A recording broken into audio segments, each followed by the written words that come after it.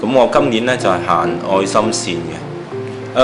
今年呢行嘅路線呢就係會喺珠海嘅九洲港呢，就同香港嘅步行者一齊匯合咗之後呢，就沿中山、番禺跟住入廣州嘅。咁總共經過咗4個城市。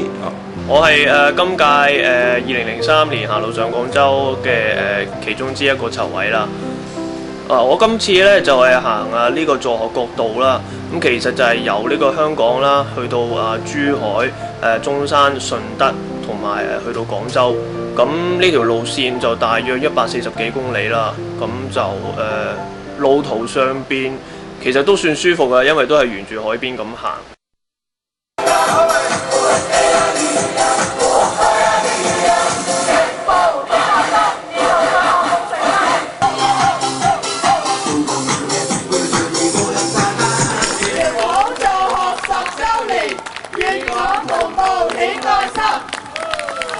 咁苗圃咧就成立咗10週年啦，咁我哋行路上廣州亦都係10週年㗎啦。我今屆嘅步行者咧係打破咗年紀紀錄啦，有超過350位啦，亦都有啲係內地嘅步行者同我一齊行啦。另外就話我哋嘅參與者嘅年紀最大嘅咧係78歲啦，真係大。減少中國嘅失學嘅，希望就係行路上廣州舉辦咗咁多年，歷年嚟參加嘅人數不斷增加，其實係得到各大傳媒嘅幫助，大大提高呢個活動嘅知名度。今年嘅籌委更加有機會接受電台同埋電視台嘅訪問，宣傳呢一個活動。除咗一啲名人嘅支持，贊助商更加係功不可沒。活動經費同埋物資嘅贊助，沿路上嘅物品供應都令到呢個活動生色不少。新城電台仲有2位 DJ 隨隊步行，將我哋最新嘅情況作現場報導。苗圃行動咧，大家聽到係已經有10年啦。咁呢10年咧，一直係咁堅持，佢係因為有個金漆嘅招牌，因為佢哋係實務實幹同埋身體力行嘅。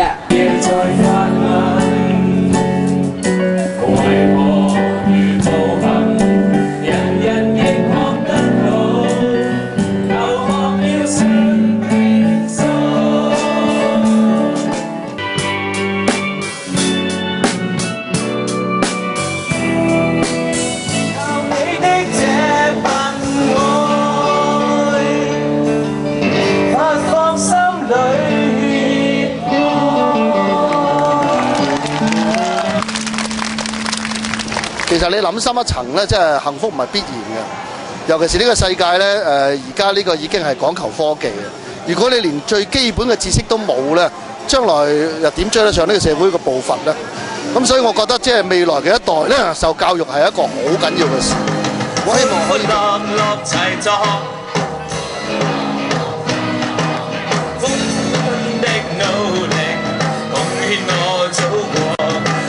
說再見，同學再上課，能令你我快樂，齊齊助學多歡樂，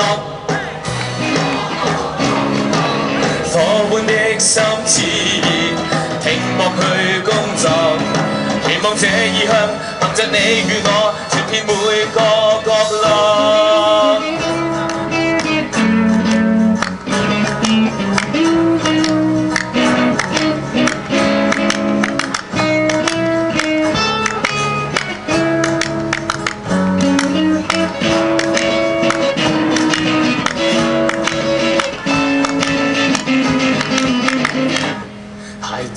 悲傷確教我失戀，亦築起心中一股新意念。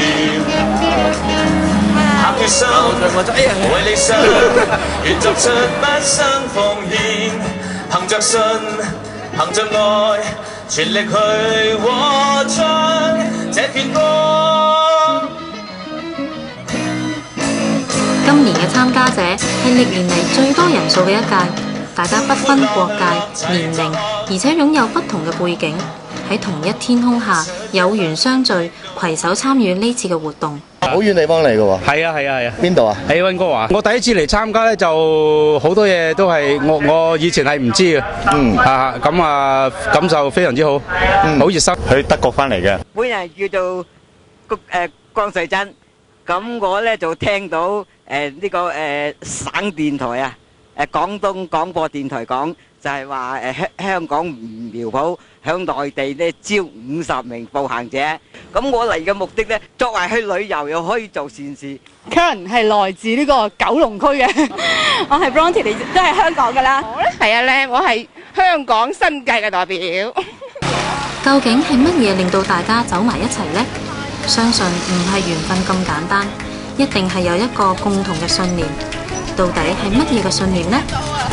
同埋叫啲同事捐錢之外呢，我希望感受下呢生嗰啲小朋友用乜嘢嘅精神來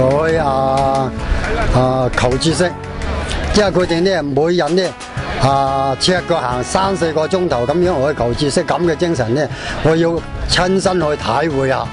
點解咁大勇氣帶埋個14歲嘅仔嚟咧？問佢，佢都夠膽嚟啦，我有冇可能唔夠膽帶佢嚟咧？你咧？俾佢體驗下。體驗下乜嘢？係啊，行路嗰種辛苦係嘛？我覺得佢哋細路哥讀書啊好緊要啊嘛，佢哋冇書讀好凄涼啊嘛。咁啊，我自己嘛出一份咯，少少勉力啫，係咪啊？歡歡樂樂齊作。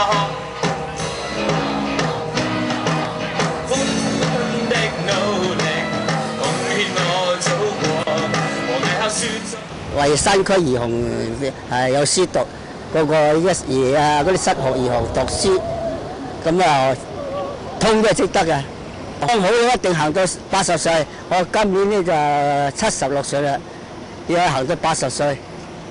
希望山區兒童人人有書讀，我哋唔怕辛苦，唔怕艱難，繼續籌款，越籌多啲越好。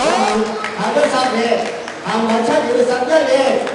今年嘅年紀就82歲，我叫佢長波。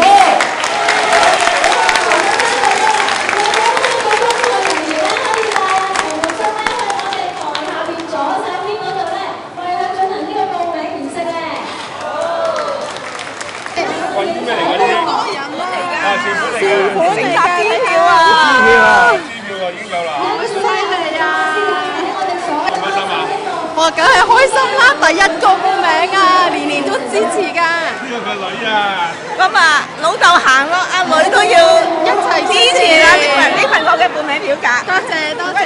1係邊度係咪啊？001、002。多謝晒，唔該晒。今朝咧參加咗我哋行路上廣州16年㗎啦，好多謝晒你嘅支持。